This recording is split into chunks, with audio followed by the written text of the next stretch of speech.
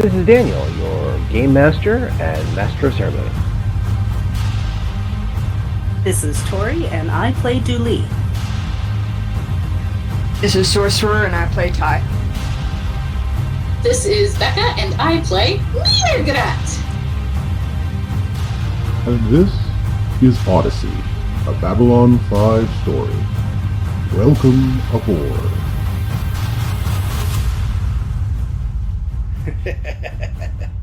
I have been there before, let me tell you. It was located deep in neutral space. It was a port of call of refugees, smugglers, businessmen, diplomats, and travelers from 100 worlds. Could be a very dangerous place. But we accepted the risk for being there by... another time. You're here already. Good. I was just telling my new crew about some of the places that I have been over the years, and, I did that story for another time. You know how that goes. Now, everyone, go, enjoy, go about your business, keep doing things. Yes, it was the last best hope for peace. Do you want me to say this every time? Every time I have to do this. I'm in the middle of something. Why don't you go and get some sets designs or scripts written or study your acting? No, I just didn't tell you to go do it yourself. Just allow me time to talk to these individual here, yes? Good. Now, you go. Go! Except for you. Ariadne, two in the house. The joys of running a successful, moderately successful, kind of successful cinematographic experience. Anyway, you don't want to hear about that. You want to hear about the Maria Celestia, yes? Good. I will tell you another tale. Good. Now, when last we left our intrepid crew, several had already seen the technomage that was on board, Edlund. And Ty went to go investigate the chapel. And in the chapel, Ty found something very dear and close to her heart. And her abdomen and ribcage. It was her actual body, as well as the body of her child, taken over by a new thing, calling itself a prophet, calling itself a leader of this group. But that wasn't enough to sway Ty. Ty was strong. Ty was sure. Ty did not want to deal with that sort of thing. And the body was a body as a body. What are you gonna do? However, Ty was instrumental in helping out in other ways, primarily when it came to dealing with Edlund. However, this is something that's going to come up when Dooley and Mirgrat meet back with Ty and they discuss things with the captain, or I should say, with the acting officer, as the captain is currently insane, which is going to go wrong very soon. But if memory serves, they were going to head to MedLab and find out more of what's going on there. Or was it? No, the bridge. Sorry. The bridge. Sorry, the bridge now. It's okay. I understood that, so we'll just run with that. Yeah.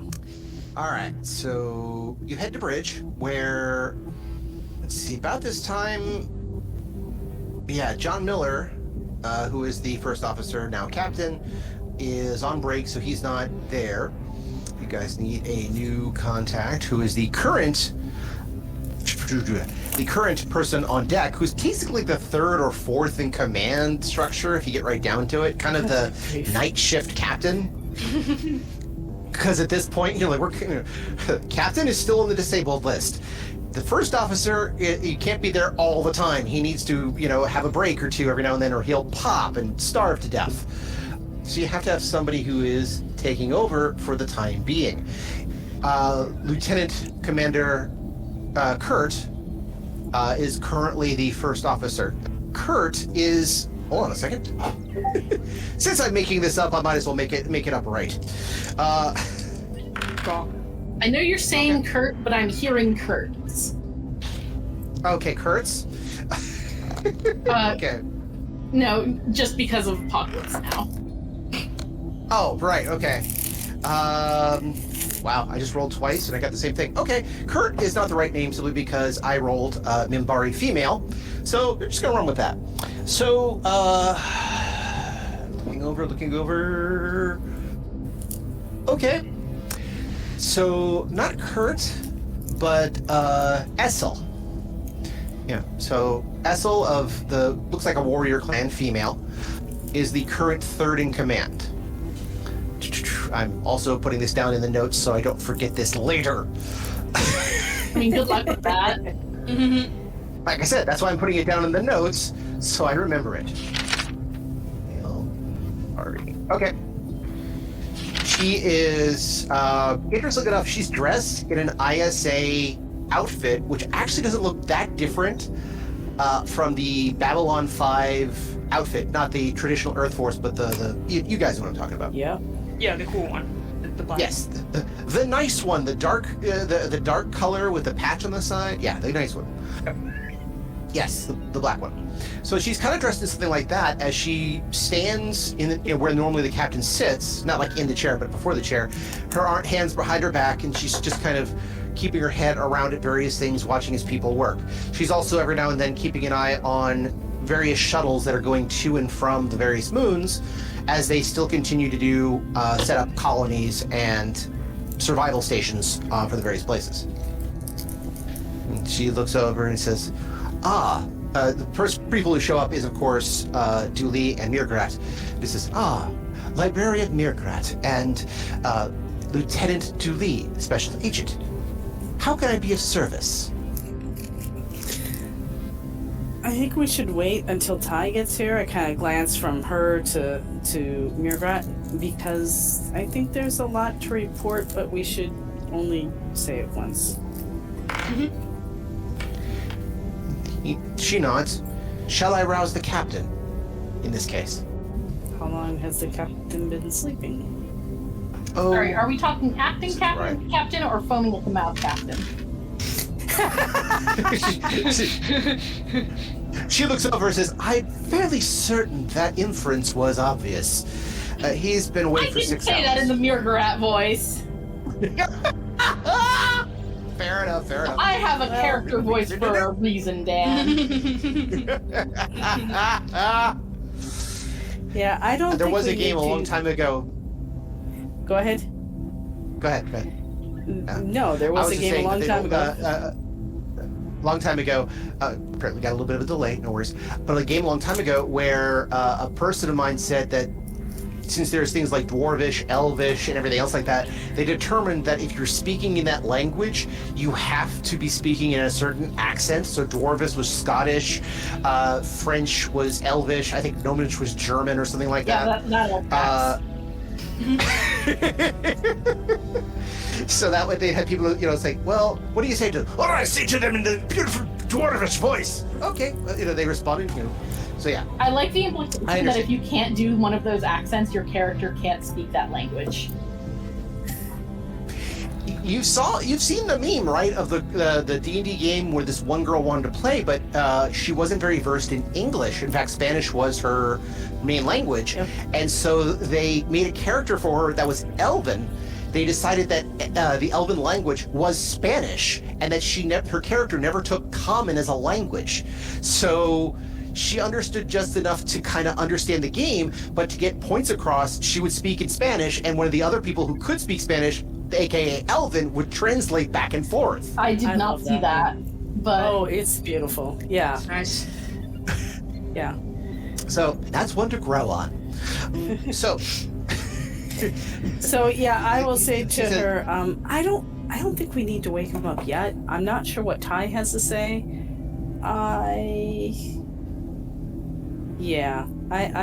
I don't know how useful my information will be, but seeing as how I need to use some resources to potentially get the rest of the information, which makes no sense to you, but let's just wait till Ty gets here. She nods. She looks over. Okay, that was a motorcycle. I thought, Yeah, who I has a apologize. tiger in their house? I mean, also me, but not in this room. Hey, what you call your partner is up to you. You've already designated the fact that he is a cat in human form, so He is definitely a cat. He is more of a house cat. Also, he's a vegetarian. That's fascinating. He did just meow, Sorry. however. Sorry, when you said he was a vegetarian, the first thing that came to my mind was Futurama. You know, things eat meat. No, we don't. We taught a lion to eat tofu. I mean, that's basically what's going on here. So, anyway, she nods and says, Jensen, please keep an eye on the station. You have the con for a minute. Alert me if there's any issues whatsoever. He says, yes, Lieutenant Commander. She says, let us progress to the ready room. There's another term for it, but the conference room, essentially, which is just basically out the door, around the corner, and there's a little bit of a conference room. You guys have all been here before, because this is where you spilled the beans about what the heck's been going on anyway to the captain and the first officer when it was Captain Steranko and John Miller. Right. So now it is Essel who is working with this. And so you guys wait for a minute to wait for Ty to show up. Ty first goes to the bridge, and literally, Ty, when you enter the bridge, you're like, I'm looking for the captain, and all of them literally just kind of, they're not even looking at their docking station, not even looking away from their docking stations. They just point in the direction of the conference table. And it's like, everyone's like, yeah, you know where to go. So you make your, Ty quickly makes your way over to the conference table where Dooley, Mirgrat, Yorni, and Lieutenant Commander Essel is waiting. Hi everyone. So the chapel is actually a cult devoted to the Yithians and controlled by my body, suspended in midair with tattoos, like more tattoos than my old body used to have. And also there's a lot of them, and I think something's wrong with their brains. Like maybe they've been brain swapped, or maybe they got what happened to me before, or they're on some weird drugs, or the light that's in there does something to their... I'm just like listing off possibilities as they come to mind. Yeah, I'm looking at the captain because we didn't tell them about the body swap. Yeah, Ty has... So, it's just talking. Ty is literally only talking to Mira and Dooley at this point, and is just pretending that the lieutenant commander isn't there, who will have absolutely no idea what half of this means, except for the cult part, hopefully. So tattoos, like, okay, yeah, they glow, like, you know. Oh, they glow. Like like lights. Like really? Yeah. I don't know why. Not my department. Do they appear dangerous? Yeah, that's why I'm here. Okay. You're a cult to a dead race that is probably controlling people's minds on the ship. You can tell which people because when you talk to them, they start talking to you about holy books and lights. I see. I don't know what to do about this, but it seemed important. Yeah. Essel looks over and says, I believe that is important. And what did you have to add? He looks right over at Dooley. Okay. Can I do a what is it called? Like read sense motive. Sense motive. Does she? What are you trying to sense? Does she believe this?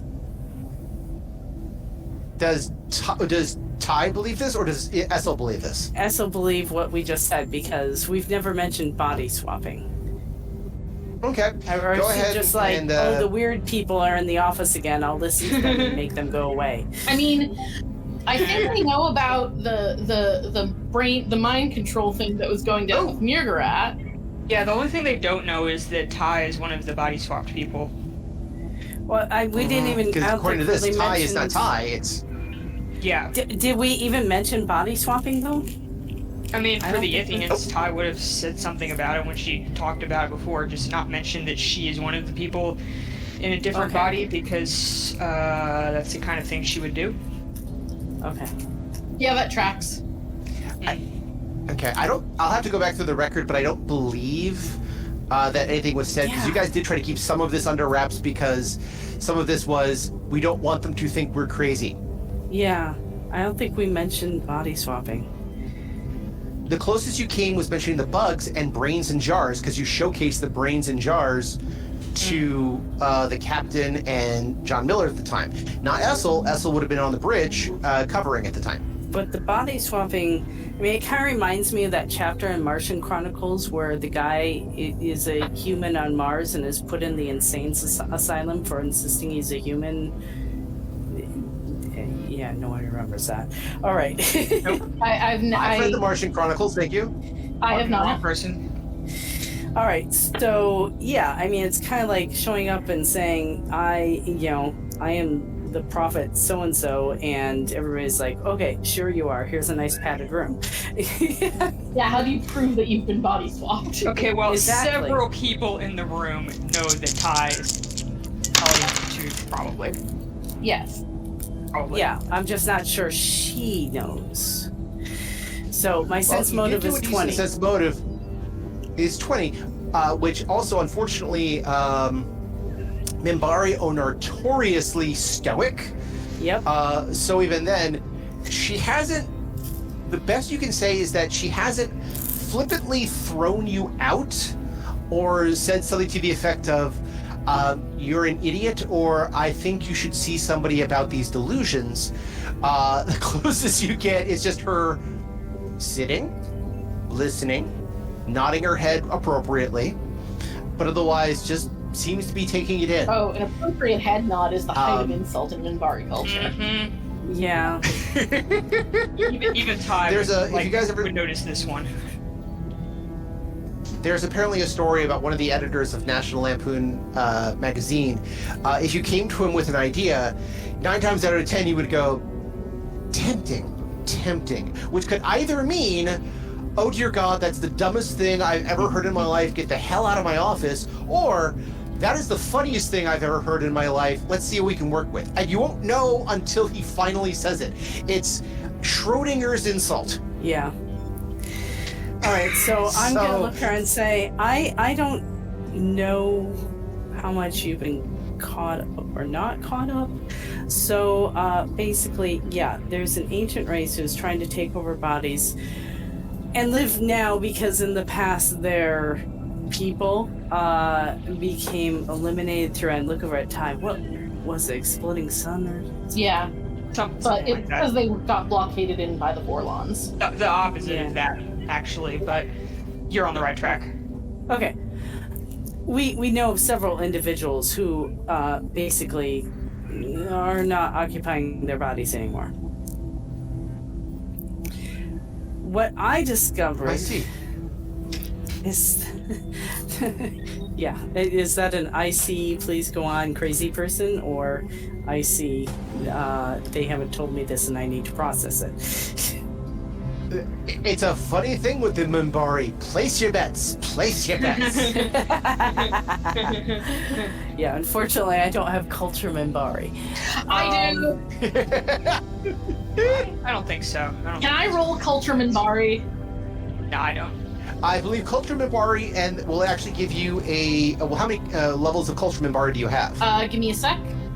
Are you thinking synchronicity? Yeah, the synchronicity would add to your sense motive, Yeah. I have two. 6 ranks of Minbari culture. which I think you Usually it's need only 8 to get the synchrony. Yeah. Where's the book? Yeah, so, yeah, page 87. Synergy, they call it, actually. Okay. Yes. Still synergy. Synergy, yes. Thank you. Page What 87. did I do with my book? Oh, there it is. Hold on a second.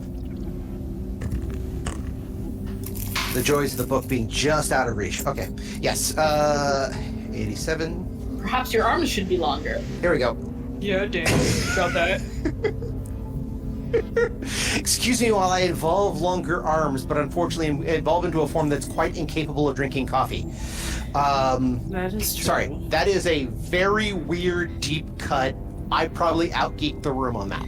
No, because remember, I'm in a Mutants and Masterminds game, and we have a plastic man. Well, true. What I was referring to was the original Hitchhiker's Guide to the Galaxy radio drama. When they leave the restaurant at the end of the universe, they're in a ship full of races that evolve on a dime. And then even the Hitchhiker's Guide to the Galaxy says, when unable to reach the sugar for their coffee, they're likely to evolve into a being with much longer arms, but is quite incapable of drinking coffee. Yep, you up, geek. So, I was thinking you were referring to... Sorry. Plastic Man. It's all right. Yeah, so if you have a specific culture, diplomacy and linguistics checks member that culture. Sense motives are also good for diplomacy checks and linguistics. So while it doesn't say knowledge, culture, and sense motive, I feel like they really should be added to that. So yeah, go ahead. If you have 8 or more ranks, in which you don't in Minbari, so you can't get that synergy bonus to your sense motive check. So go ahead and roll sense motive anyway. Okay. Oh, this is good. By good, I mean bad.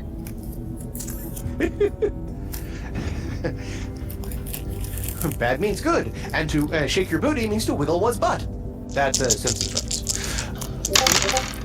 17! Not that bad, apparently. 17. Not that bad. Although, again, stoicism, everything else like that, it's again, you cannot quite tell if Essil's being very polite, is taking in the knowledge, or formulating interesting points in the body to be touched to incapacitate you all, so much easier to throw you out. I call bullshit. Minbari already know that.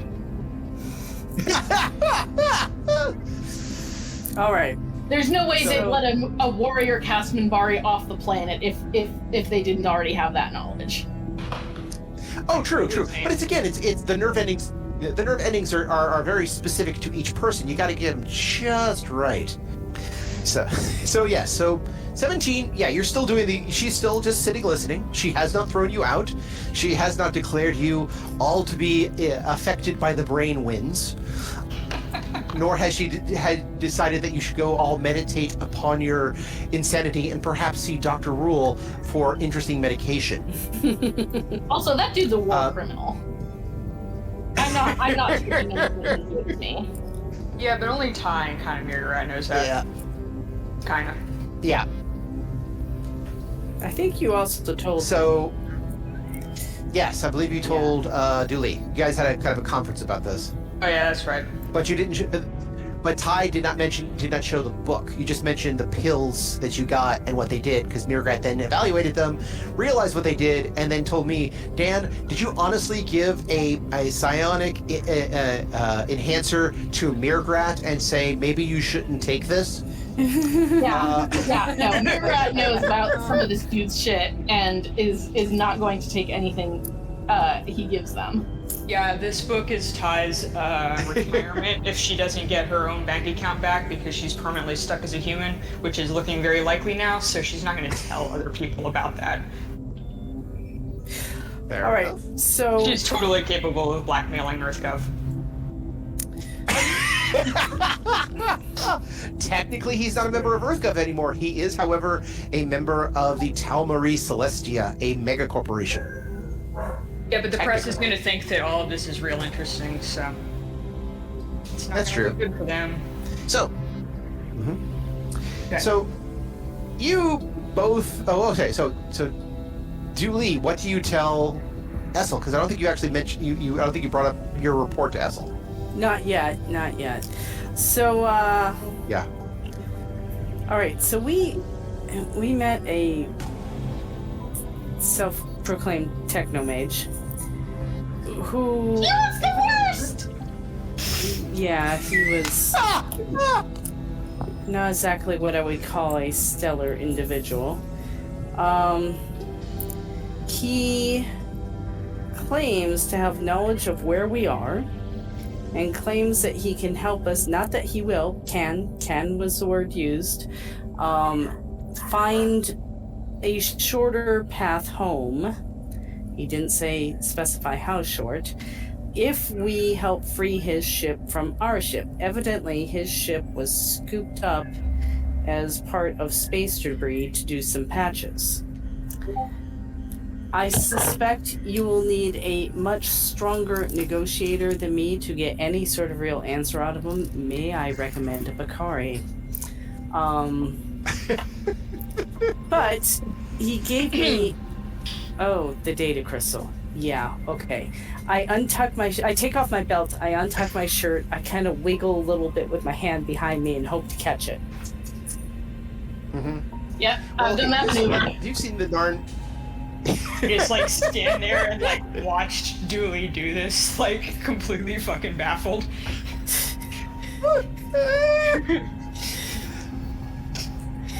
And I hold out the data crystal and I say, he gave me this, which supposedly has useful information on it.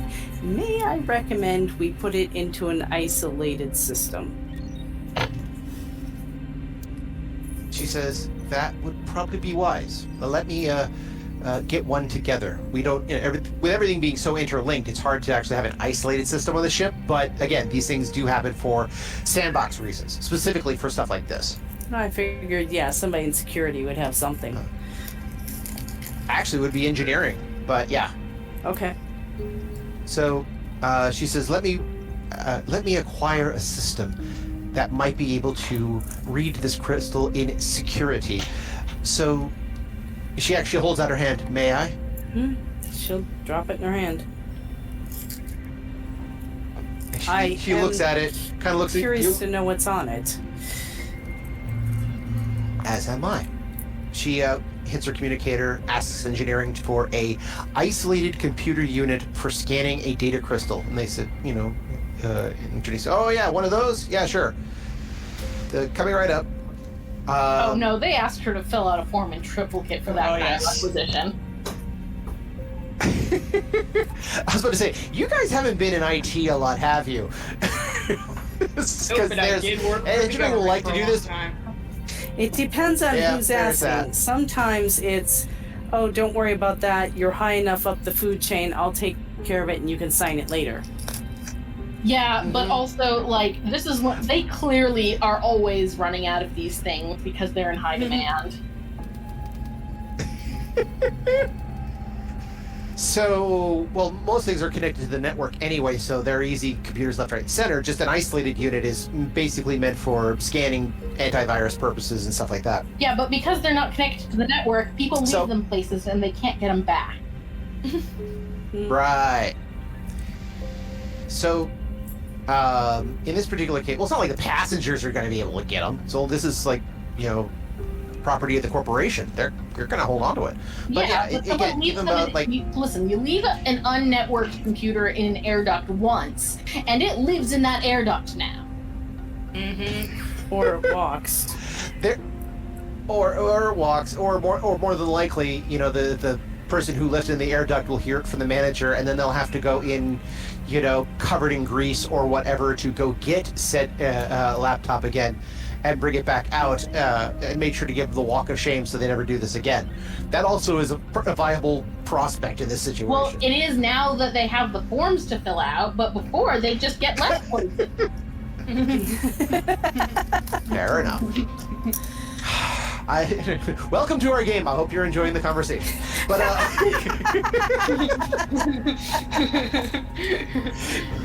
verisimilitude.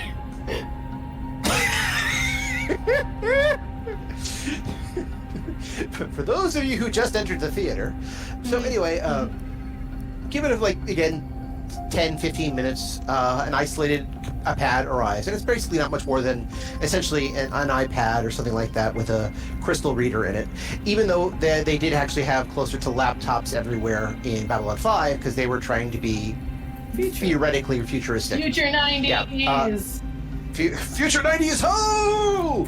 Like I said, just be thankful everything's not on CDs. Laser discs! Not just laser discs, but the small 3.5-inch DVDs that had a plastic case around them. Mini discs! Oh, like the iOmega zip discs. I actually found like one that, of those yeah. the other day.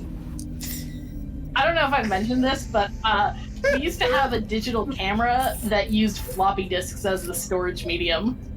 Oh my. Wow. By the way, the best line I ever heard recently, somebody found an old 3.5-inch disc on their storage, and their kid asked them a simple question. Why did you 3D print a save icon? Oh, damn. I have one of those Burn. textbook that I got from the multivariate analysis textbook I have from the 90s that's full of fucking SAS data sets. Oh gods. I cannot like use it, like I don't have anything to put it into to see if it even still works, but yep, I have this thing. That's funny. There you go.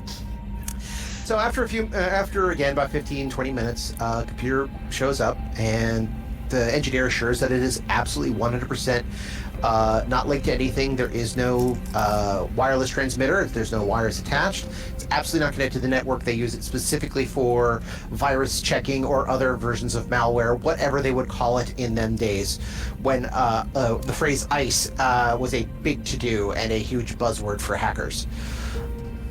In them old days of cyberpuncture. I mean, do make sure that you boot it up in safe mode just in case.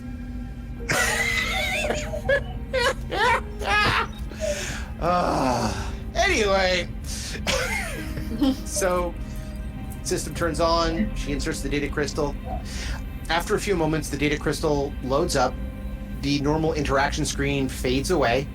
The laptop closes on its own.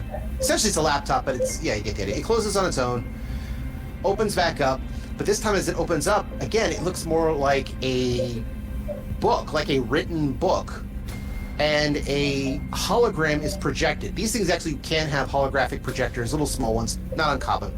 The little holographic imaging comes up, and there is Edlund, who bows and it says, Captain. He literally just bows to both Essel, as to Ty, Mirgrat, Dooley, and Yorni, and it says, Captain, others in attendance, thank you for taking this time. I believe I have some information that may be of some use, however, as limited as it may seem. So please, first of all, you'll mind to adjust your scanners to this. The hologram motions to the right like he's Vanna White turning over a letter. It's like, try this. When he does that, this screen appears and there's a spectroscopic diagram and calculations on it.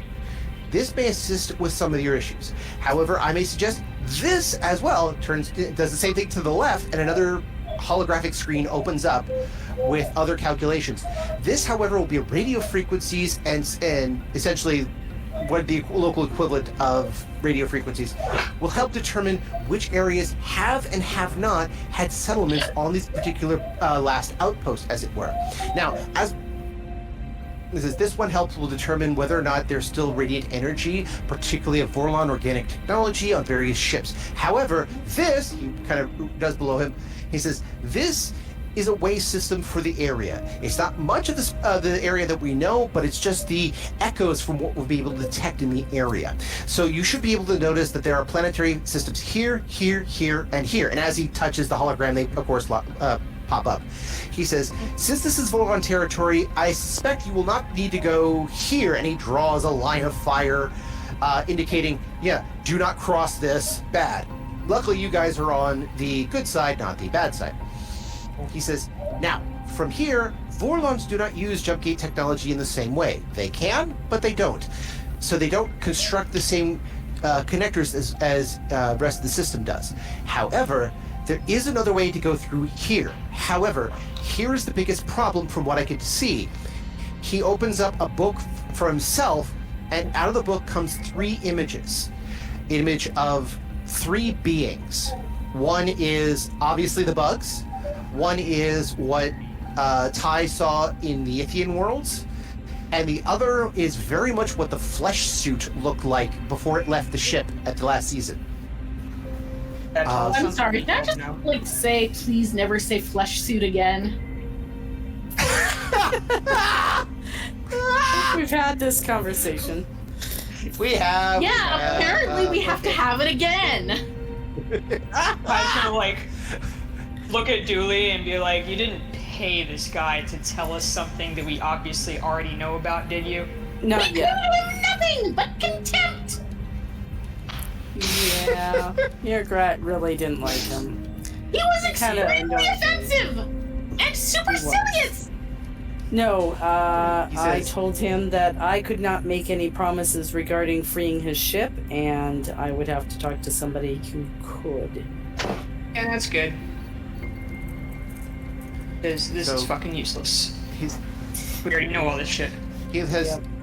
Well, you guys know this stuff. You haven't told everybody else. Well, we told them a lot of it. Yeah, they know we're We in told them Goron about the space. bugs. You tell them. They know about the flesh thing. It was impossible to miss. Sorry. Yeah. Okay, we True, need but to you come did up not with tell them another one name for important that detail. thing. Okay. What important detail did we not tell them? I'll try to.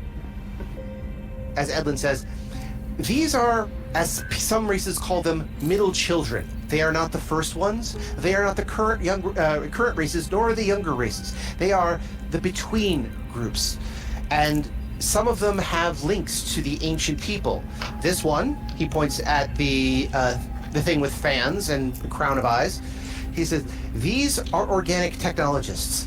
These, he points towards the Ythian things, were supposed to be destroyed and banished, and yet they still around. Time manipulators, I believe, or memory manipulators, as we've called them in various times. And these, he points to the bugs, are the Kulati. I'm told that even the shadows despised these beings. All three of which are either have been or currently on this ship. And to take it home, well, that would spell a disaster for everybody in the universe. Got it. Oh dear. Yeah, that's We don't kinda have what I the figured. option to get rid of them? So there's the program says, however, if you need more information or if I could be about any other use, this is just but I would say a taste. There are some information I cannot reveal for, well, let's just say NDA reasons. But if you need any more assistance, please click on here. And he pulls out his hand, and out of the hand comes out this little gargoyle-like thing, like, Oh, push me, push me, push me. I'm sorry, did this technomage just invent Clippy? Because I'm coming from the side of evil. yeah. This might be evil. Like, I don't think we should trust this guy. Well, I don't trust him anyways. I don't trust anybody who says, I'll barter with information, but let me answer your questions in such an obscure way that they are of no use. So, I mean, I think it's probably obvious, but on record, Mirgrat doesn't trust him either. yeah. And I kind of glance over at the acting captain. So, that's what we found. Don't know how helpful it is.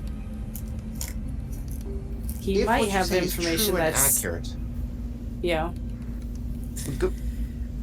Go ahead. I was go gonna ahead. say he might actually have some information that is useful. Don't know. The Essel looks over and says, if what you're saying is true, first of all, I will have to arouse the commander. He currently has the authority to make such decisions. Second of all, I do not know how could we get his ship out, as you say. We will look into it, I suspect. And third, he is a technomage. They are known to be dramatic and unreliable at times, but very, very knowledgeable. We are willing Here's to an bargain idea. with such that in this situation.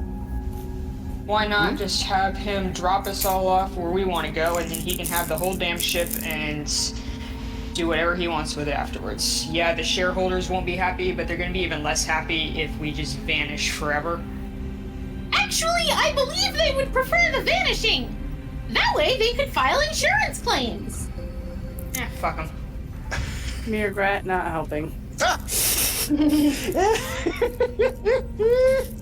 Yes, but unlike certain technomages, I will not withhold information simply because I believe it will upset you.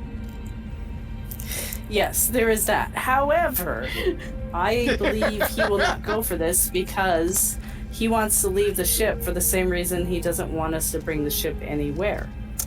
in that it may result in contaminating the rest of the universe with creatures that don't need to be there. Well, then why I does will he think begrudgingly his ship admit that this is a valid point.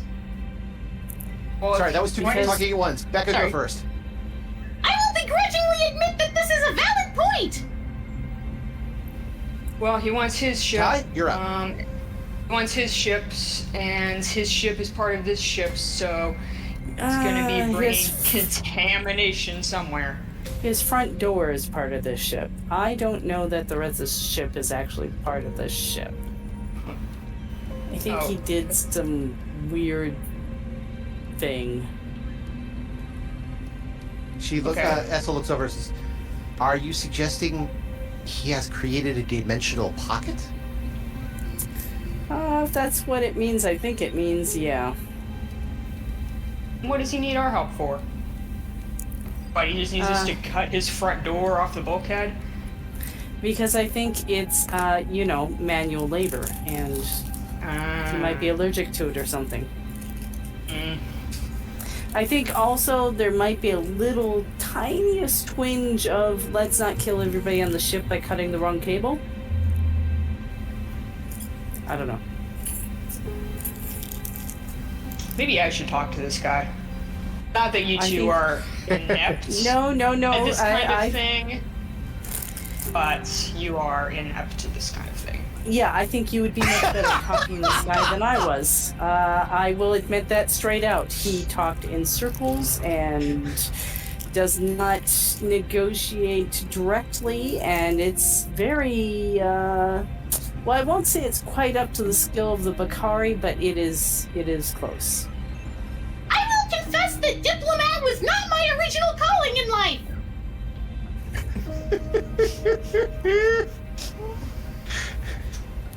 You're a scientist meanwhile- and a researcher.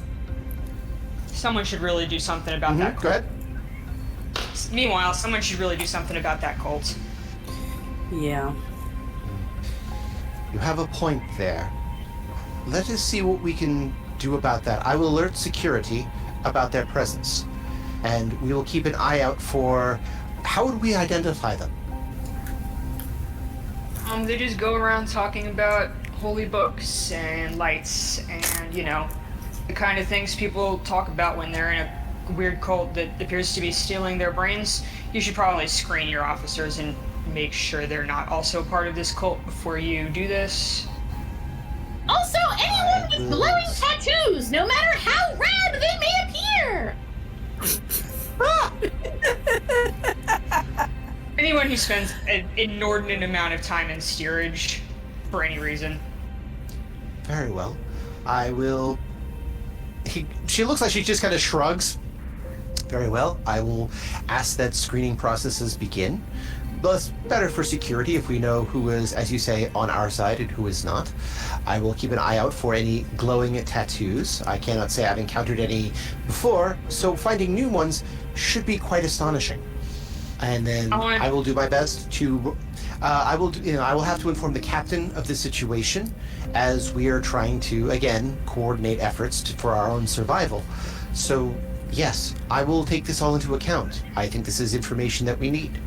I will also show him what has been addressed to us by this Edlund. Also considering the creatures of the crown of eyed creatures, the bugs, the kulati as they are called, and the Yithians. I think this is also information we need to have in spades. Very well. I will take this under advisement. She stands up. Thank you. Special Agent, you have done well. Doctor, looking over at Ty, Doctor, I know that this is taking you away from your clinic, but I appreciate all you've done for the situation. Please keep your eye out for the cult and do keep us abreast of what's going on in the situation. Ambassador, Librarian, I know this has also been an awkward time for you, but I thank you again for all your efforts and working with the various factions on board. I thank you for your time and service. It is my pleasure. So, just hold on a second, flipping a couple of cards here. Ty, do you want to go try and Okay. negotiate with this guy? Sure, the other thing I've been spending all my time doing is kind of pointless now, so why not? As you were stalking a cult, and the cult said, "Come on in," and you went, "Nope, we're done." For what it's worth, you have a very interesting look as a human. You know what? I'm resigned to it. Yorni can show you where he's located. I don't think we should bring Mirgrat back in there. She might do body harm. I think you're vastly overestimating Mirgrat's dex score, but there might be an international incident. Might be a Let's little just say it's easier to very- negotiate without her there. Yes. Them there. Yes. Let's just say it is good that she does not own a PPG. I don't know how recently you've looked at my character sheet, Dan, but I do own a PPG. I've had That's one right, this you do, entire don't you? time. I have one of the special pak'ma'ra ones that do extra damage because they're masters of plasma weapons. Okay, grief. Yes. But it's still in your you're bunk. right to go No, hang I out carry with it on my person at all times. whatever it is Fair she enough. does for fun. Like, Mirgarat's just never had to throw hands. Or whatever. Yeah, throw hands, throw tentacles. Yeah. Whatever. No, but like, I've been armed and dangerous this entire time. So yes, Yorni will. She says, "I will take you to see Edlund. It's probably best that I get a couple of pointers while I'm there. Please, follow me." Sure. I look very skeptical about Yorni, but But whatever works. whatever. Yep. You do make your way down to first class. Well, actually, not way down. You're still technically in first class area, but you go down to the first class area to follow Yorni to that. While that's happening with Ty, what is Dooley and Mirgrat doing? I'm assuming Mirgrat needs to take a time out to kind of cool down. Yeah, I mean, I think the code for that is check on the interns.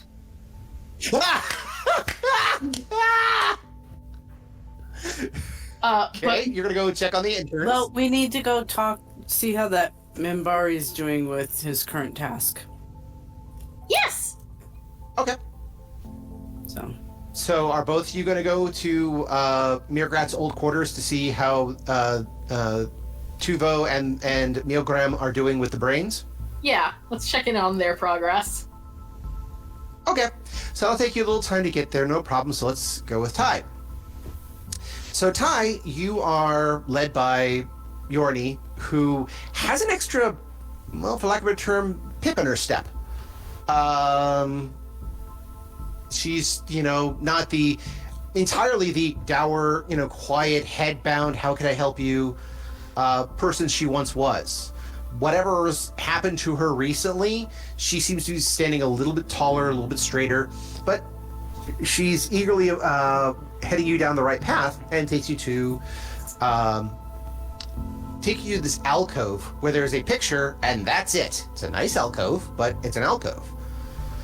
She kind of waves you in towards the picture, and then she musters up a little bit of will, and you can see her just kind of taking a sec to breathe.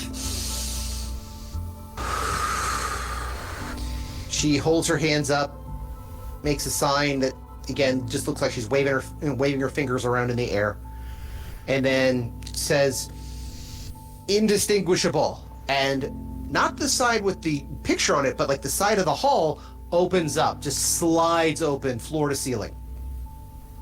Inside is, I won't say a dark room, but basically somebody has done a study in black.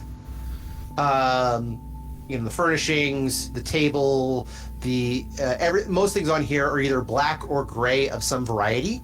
Things that aren't kind of pop out, whether that be the fire on the stove, the bowls, which are either brown colored or oddly enough red colored, like they've been red lacquered, like you'd find at like IKEA. And on a couch, not necessarily a couch, I guess a settee or a lounging couch, I guess you could say, is a human, who has a hood drawn up over him, flipping through a book as he's, lounging there. Come in. It turns over. Yorni, I believe you're here for a lesson, yes? Oh, he looks over. Doctor, is it? Sure. Go with that. He kind of nods and says, I see. Very good.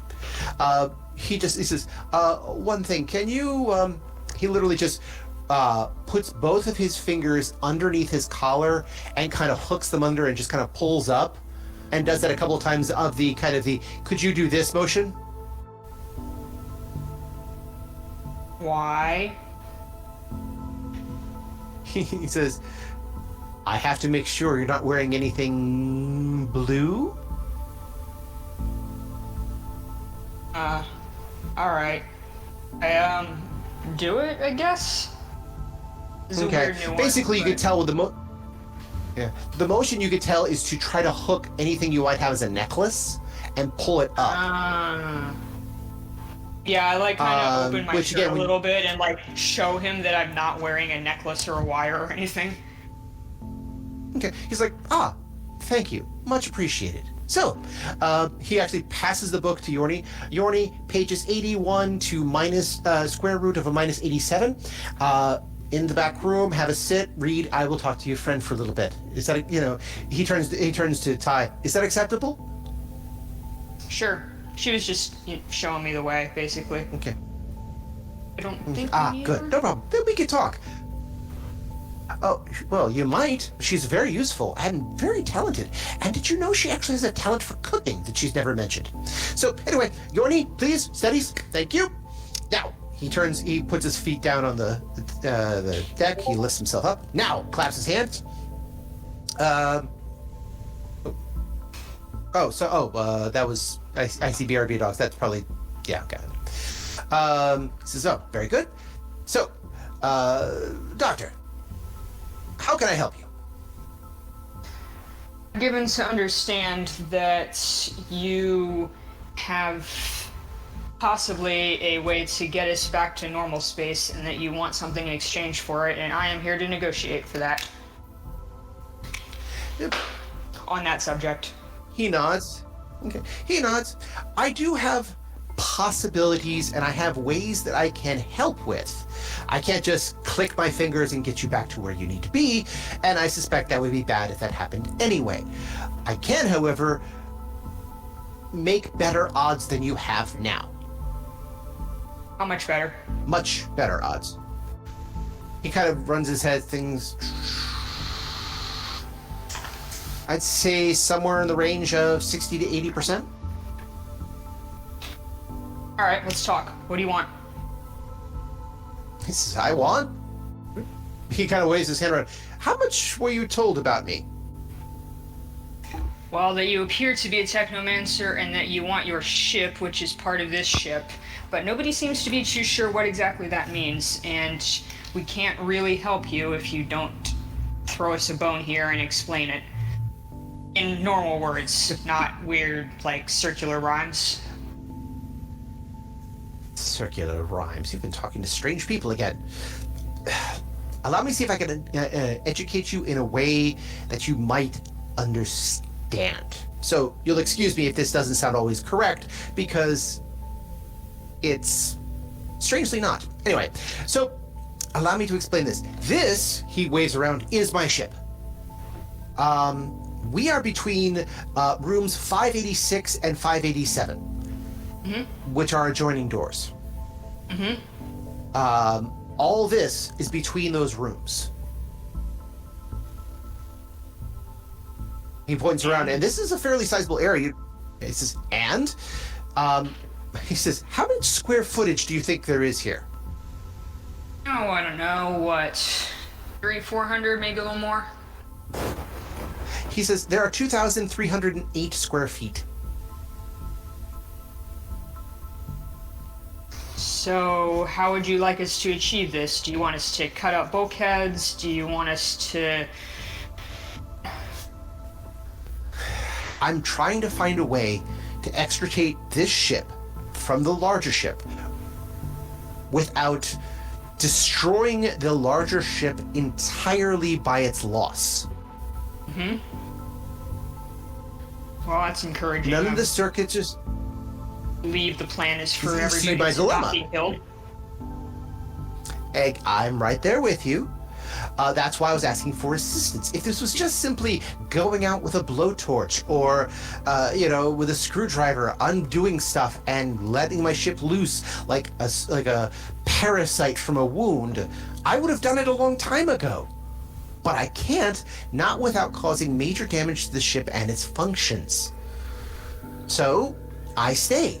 I go to the bazaar every now and then and read fortunes or trade trinkets for what I need and find out that there's only so many Zunburgers one can eat at a time without being sick. It's like living at a food court. Amateur.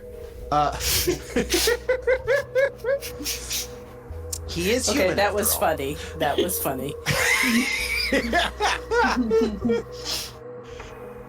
But, so, you see my dilemma. That is why I asked for assistance. But I had to wait for her.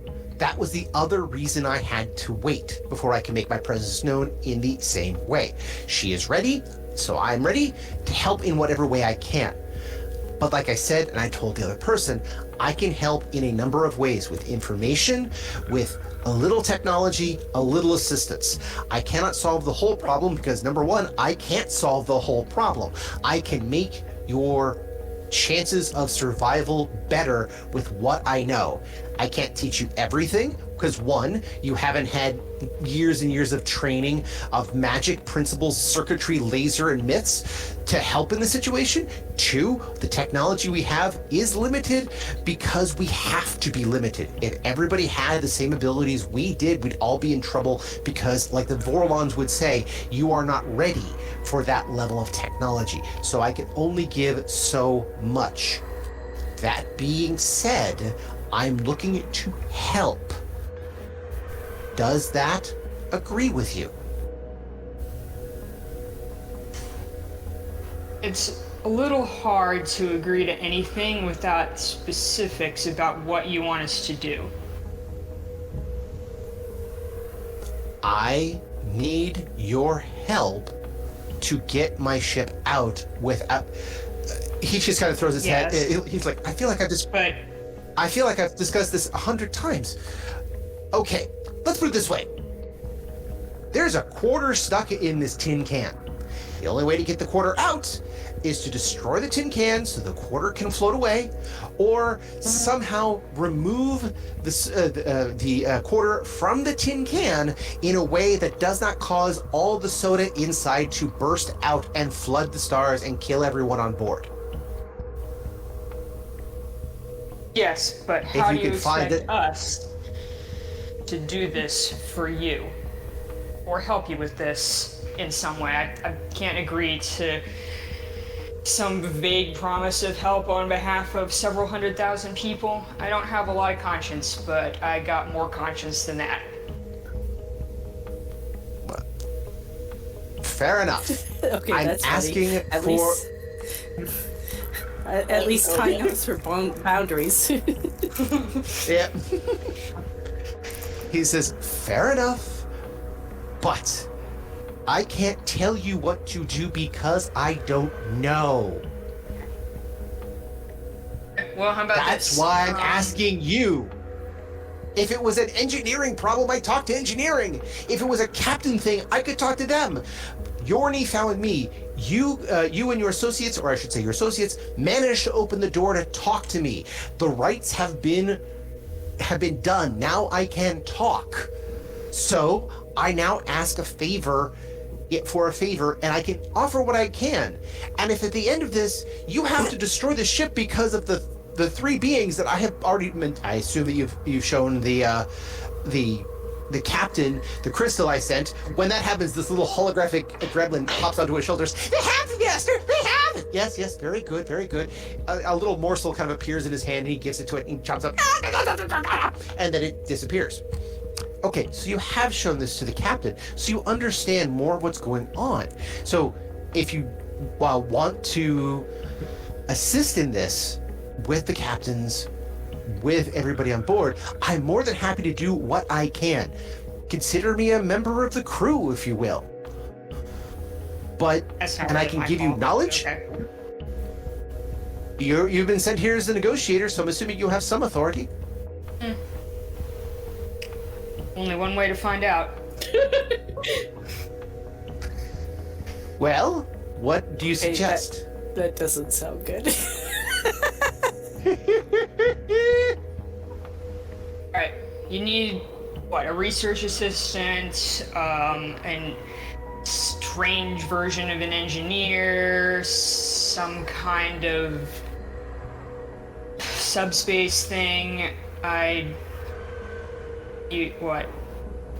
Like a research assistant. You need a research assistant. Do not give him any of my fucking interns. Nice talking to you. Come on now.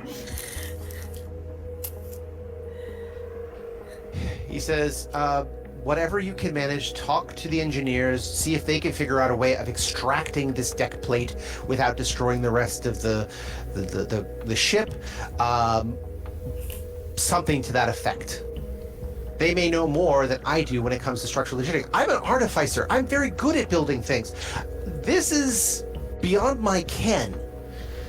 And yes, if I could convert this whole ship into my penance and take it anywhere I wanted to, I might. I might get bored in it, but I might do that. But I can't. Not yet. So this is up to you and up to your people. All the fates point in your direction. So I have to abide by that. I have known a long time ago that fate is a fickle mistress, and if you try to turn against her, it does not go well. So I lean into it. Yeah, sure, whatever. He looks over and says, I think you kind of We can talk to our pilots. We can do all that. In return, if we can make this work for you, what we want is... Actually, we need two things. First of all, you know that these great beings are running around the ship, or whatever you want to call them. I would like your help getting rid of them in such a way that... Yes, the middle children. In such a way that we can take this ship back without setting them loose on the entire galaxy and creating another Shadow War type situation. And also, obviously, we need help going back to getting out of Borlon space and going back to civilization. Say you help us get to the vicinity of Babylon 5. Specifically. He nods and says, well, the Babylon 5 is the center of everything. I think that's appropriate. It's a, yes. I will help however I can to get everyone home and to help deal with, how would you put it? Oh, yes, the infestation. Yeah, that's a good word for it. All right, deal. He says, he holds out his hands, shake on it? Sure, why not? Okay. Very, very gingerly, reach out and, kinda lightly shake his hand. Okay. He shakes his hand. He's got a decent grip, but he's not doing the he's not doing the scorpion, get over here! Or that sort of, that sort of handshake. He's just kind of like a very, almost businesslike, pumps twice, thank you. As a Mercury, you would respect his handshake etiquette. As someone who has touched a lot of hands to not great effect lately, I'm gonna err on the side of how I really don't want to touch other people and have any more weird visions. Mm-hmm. He says, I understand. I will help you however I can. I can tell you a few things. I cannot go down to the planets below. I am forbidden to go. But there is people who might be able to survive there, and I think there is something else there that you might find of use. I can't say for certain, but I believe there is something there that you can help with. And I can't say for certain because I cannot go. My kind are not allowed there. So, yes, there is that. One part of help. 2, I will see what I can do for the infestations, but these middle children are tricky. But I will do what I can. He then bows. I will also send Yorni back when she's done with her assignment, so that she may be able to learn. She's got a number of spells to look at, some circuitry to understand, and I have a few daemons I think she'll probably find useful. Also, she has to tell me her recipe for celery soup. It is quite delicious. In the meantime, he bows. Thank you, Ty. I hope you and your son do well. Thank you. Pleasure doing business with you. I'm sure we'll speak again in the near future. Yeah. I like kind of look over at the direction of where Jorni is and like just kind of shrug like, whatever.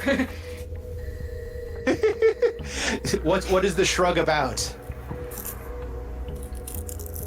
Oh, sorry, I didn't hear you there. How do I get out he of looks here? over and says, just go to the bookcase and yell your favorite book. I'm not much of a reader. How about Maggie? How about Somewhere Maggie? Mirgarat snaps an air freshener in half in frustration and they don't know why.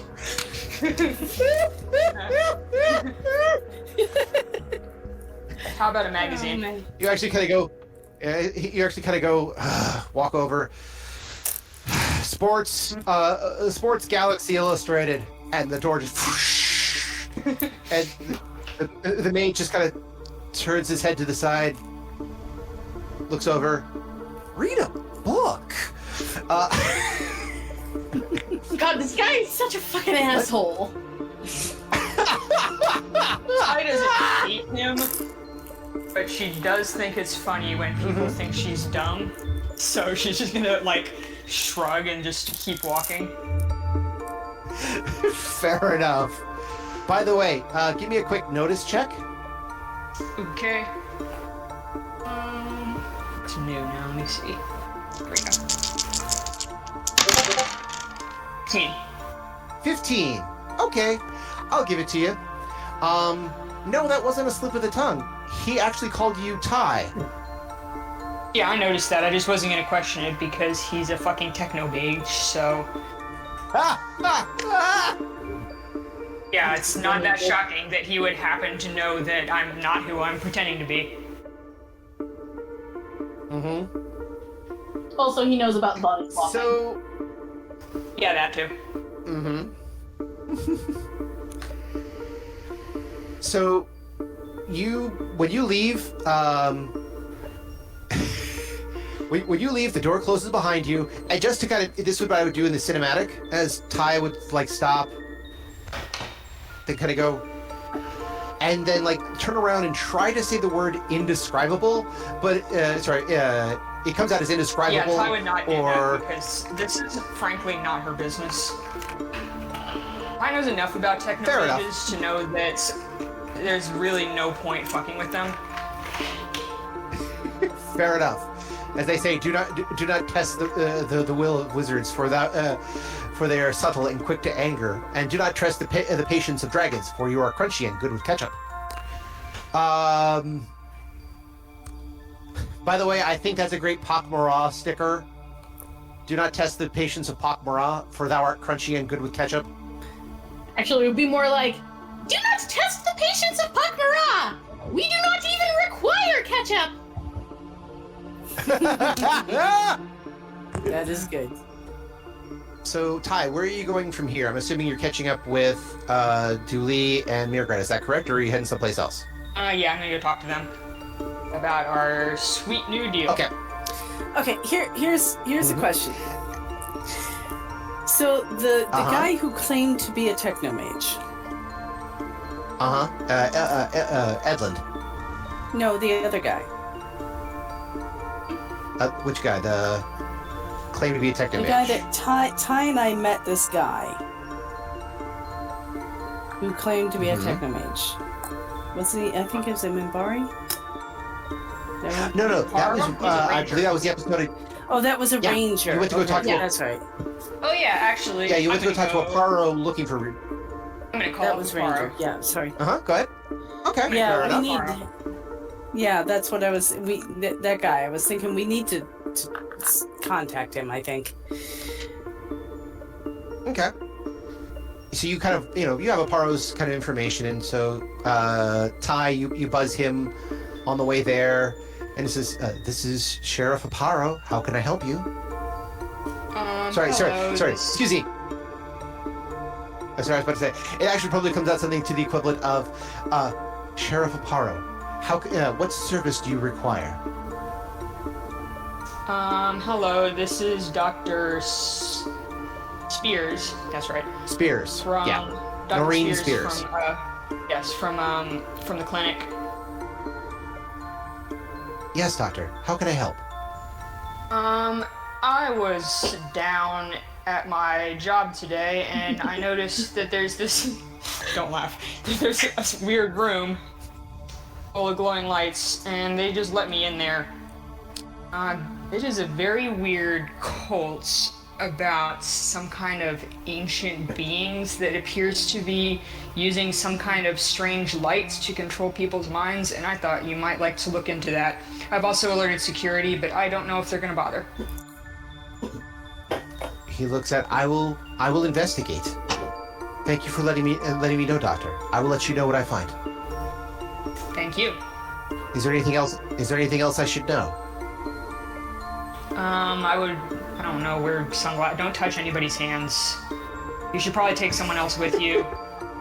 Maybe wear sunglasses. Don't read any books that they try to show you. I can't think of anything else. Quite a number of. Don't do any chants. Don't eat or drink anything. I mean, Might not hurt to wear a breathing mask. Rules. Might not hurt to wear a breathing mask. I see. I will observe and see what I find. Yeah, that's a good idea.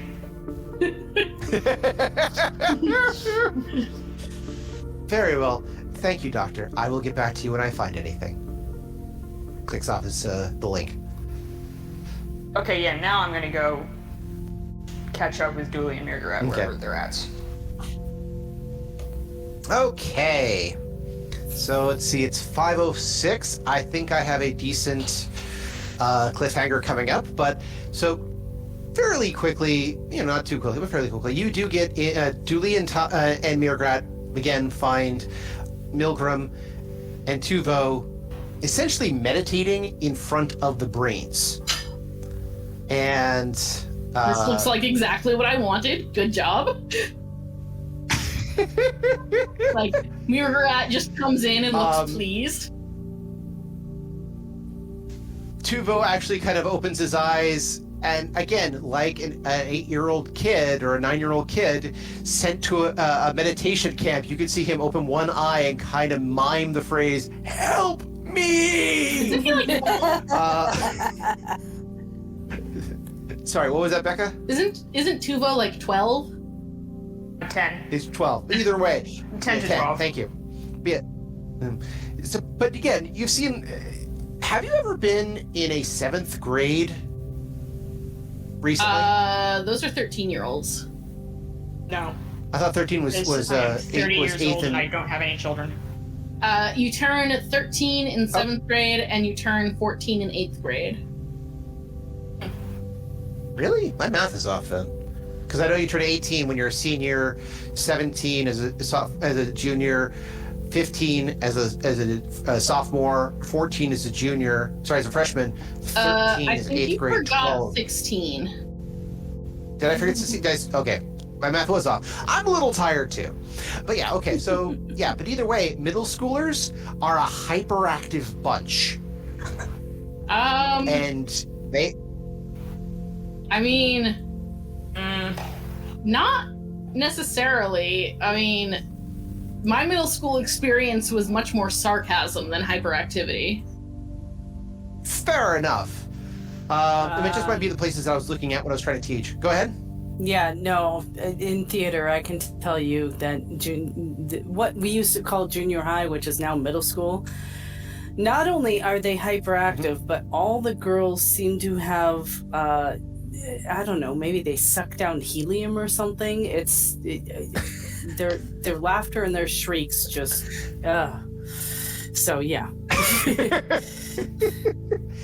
But yeah, so basically you have a 10 to 12-year-old human boy learning how to meditate and learning how to focus, and all his body wants to do is like, run, jump, thing, do! And he's like, I have to sit here and be quiet? You know, what did I do to deserve this? Oh yeah, that. I mean, he is double secret grounded, so I don't know what he's complaining about. That's what happens when you run off and make deals with strangers by yourself. And to get a whole new body your that doesn't biology. work right. And that. Yeah, so you kind of nod like, you know, I'm assuming somebody just kind of like pats Tubo on the head going, you're doing so great, and he kind of does the fine, breathing all quietly, and you know, but Mirgram doesn't even open his eyes. He says, welcome back, librarian, welcome back, lieutenant. Your guests are doing much better now. I am pleased that you have been able to soothe the brains. It was quite easy. They are receptive to new ideas and need certain assurances. And as I've seen, once they are found that they have a purpose and that this is not a basically what he's I completely lost the voice here, but basically saying because they found a purpose and they realize that even though they're just brains in the jars, that doesn't make them, you know, pointless or throwaways or something else like that, that they have some sort of purpose to work with. They have found a form of order, and in that order they find stability. So basically they need to understand that being a brain in a jar is not a death sentence. Not a death sentence, not basically, yeah, not being a burden. You have sensations again. You know, he also did say that thanks to a couple of my gifts, I was able to share certain memories with them. And with those memories, they found they could react. And so they're doing much better. A little illusion, if you will, to get them back to a sense of reality.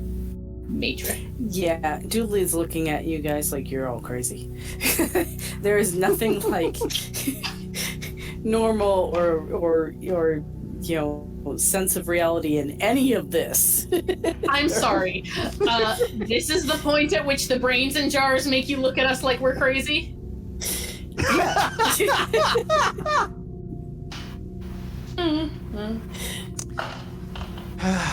So you come in after you again take your time to see what's going on, adjust, grab a bite to eat, relax for a quick second, because you both have had quite a day.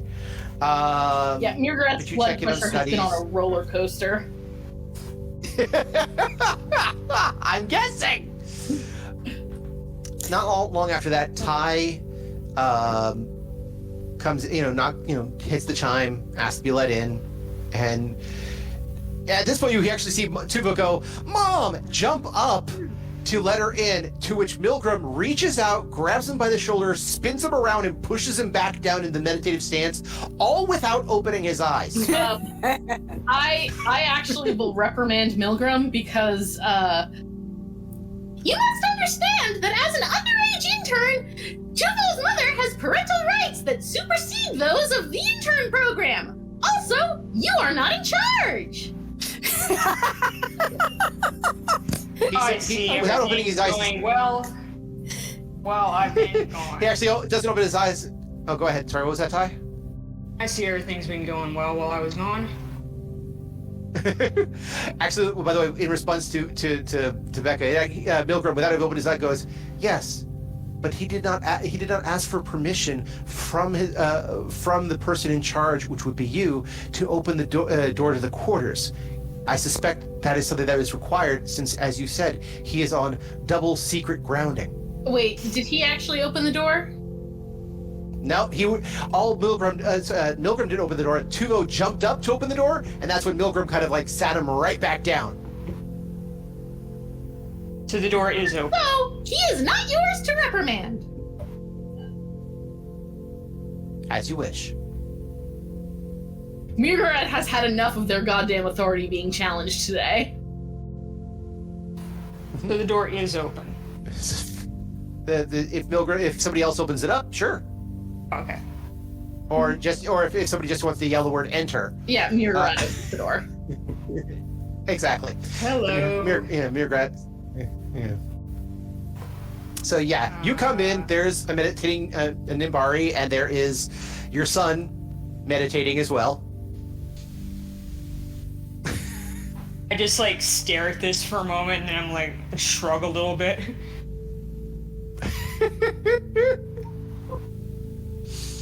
I kind of figured you'd be doing math homework or something, but okay, that's fine too. Well, I have made a deal on our behalf with the Technomage. Things are going well. That went well. That one thing today went well. What is the deal? Basically, we need the engineering department to take a look at detaching the ship he has from the hallway it's in without busting up the ship, and in return he will help us get rid of all of these weird things that have been taking over the ship, and also drop us off in the vicinity of Babylon 5 on his way to wherever the hell he's going. Assuming we can deal with this ship thing and blah blah blah, but you know, it's a big assumption anyway. Going back for a moment, I am unfamiliar with the provisions of double secret granting. Should math homework be arranged? I mean, I'm pretty sure he would be in school right now because the school year, I believe, has started in Berkiri on Berkiri Prime. I think that's the name of the Berkiri homework. I'm not sure. On Berkiri Prime, so he should probably be in school since he's double secret grounded. I shall arrange something with the brains. Yeah, he was in advanced financial statistics, so he's smarter than me. Milgram actually looks up and says, I too would be interested in this advance in financial statistics. Mimbari do not have finance the same way as many places else. This is fascinating. A unique form of order. There you go. Everybody's happy with this plan. Well, except for maybe the kid. Too bad. Yeah, well, maybe he should have thought of that before he got double secret grounded. Mm-hmm. That's what happens. So, as you have this lull and you explain the deal, which, by the way, I will mention that he did say the phrase "to the best of his abilities" more than once, but as you said, everything's if anyway. Ty knows that. That's why she said if any of this works out at all. Okay. She didn't miss that. This is not her first rodeo. I mean, I'm Fair also just gonna put that out there. That, like, this is a technomage who let his ship, which is an incredibly important part of their culture and, society, get accidentally welded onto a giant ship as scrap. So, like, I'm just saying, he's probably not the #1 technomage out there. I don't think he let it get welded. I think he was doing some stupid experiment and it accidentally got put there.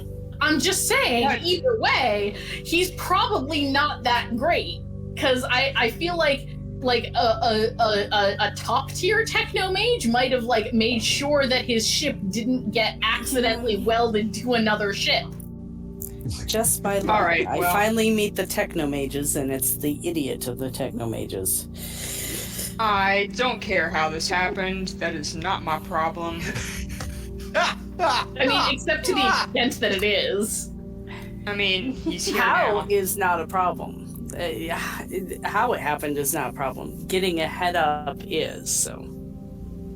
You're getting the ship out is. I mean, Well, listen, I did my best here. It's not like I can offer him a few million credits and a vacation and hope. Yeah, you have no way of getting to Takes it. Disney Planet. Yeah, I don't exactly have a lot of financial or emotional leverage here, so. Did you want some? I don't think he cares about money, strange as that may seem to me and everybody else. I mean, the pak'ma'ra are all communists, so.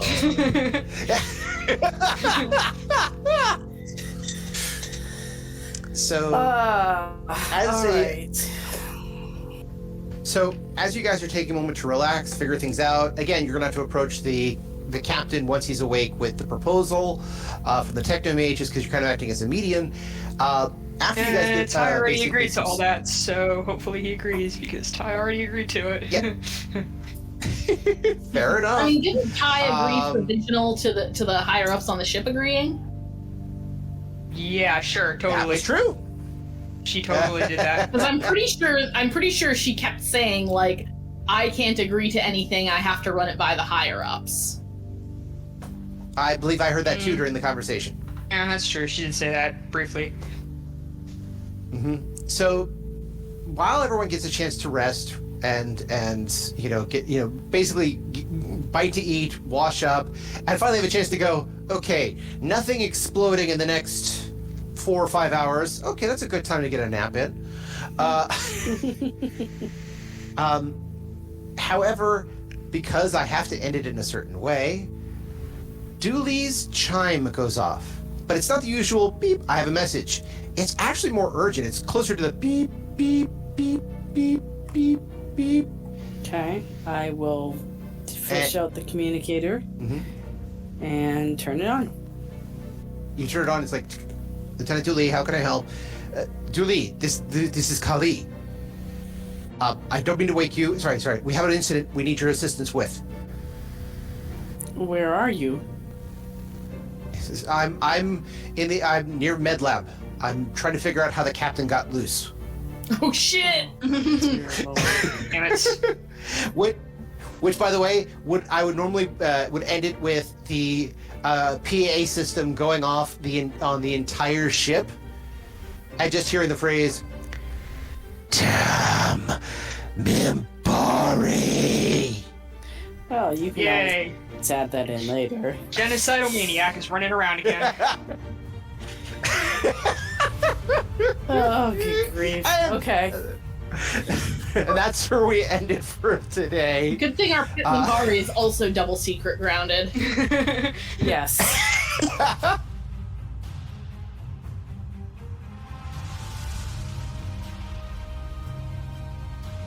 Oh, how could you not end it on something so beautiful, so incredible, something that really tears up the throat if you really do it wrong? But if you want to hear me tear up my throat, like I'm doing now, then you must tune in again next time to Odyssey, a Babylon 5 story, and you will witness more of what's going on. Now, if you'll excuse me, I must convince these more people that I was actually at Babylon 5. Can you believe that? They even think I was an ambassador. And that's where we're in for this week. I want to thank everyone for joining us and hope that you continue to join us every 2 weeks for another episode of Odyssey.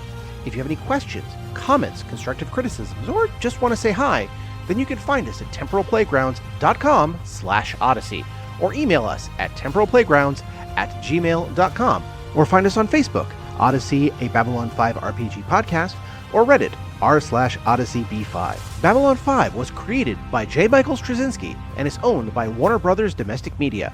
The Babylon 5 role-playing game was produced by Mongoose Publishing utilizing the OGL gaming license for G20. Our audio engineer is Gabriel Belden. Our theme music, Titan Striker, was composed by Evan King. Incidental music provided by Tabletop Audio at tabletopaudio.com. All other music provided by Creative Commons license and is available of information on our website. Once again, I am Daniel, and I thank you for joining us on this grand adventure. Good night, and keep dreaming.